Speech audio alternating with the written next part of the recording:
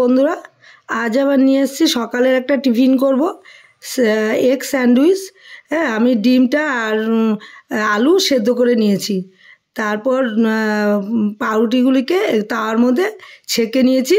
ছেঁকে নিয়ে তারপর এগুলোর মধ্যে এক এক করে বাটার লাগিয়ে নেব। কিছুটার মধ্যে লাগিয়ে নিয়েছি, আবার বাকিটাকে লাগাবো, দেখবেন।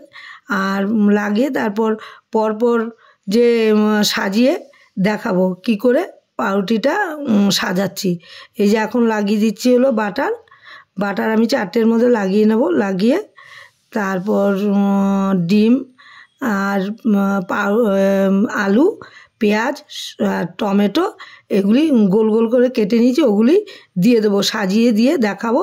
আর আমার শসা ছিল না, শসা থাকলে ভালো হতো।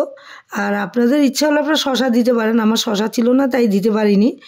আর হলো পরপর কি করে সাজাচ্ছি তারপর দেখতে থাকেন, সাজিয়ে আমি দেখাবো, দেখুন কেমন হয়েছে।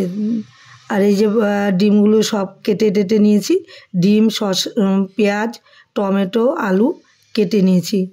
তারপর এগুলি এই এক করে সাজিয়ে দিয়েছি। সাজিয়ে দিয়ে উপরে আমার যেহেতু বিট নুন বাড়িতে ছিল না, এমনি নর্মাল নুন দিয়েছি, আপনারা বিট নুন দিতে পারেন। আর হলো উপরে হলো একটু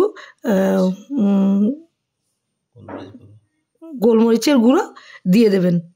দিয়ে তারপর গোলমরিচের গুঁড়ো যে যেরকম খাবে আর কি, ঝালটা সে সেরকম দেবে।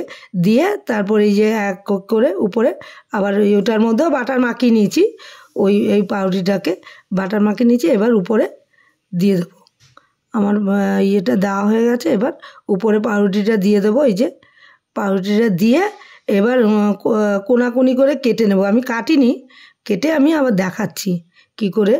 আমার মতো এরকম কিন্তু করে খেতে পারেন, ভালোই লাগবে।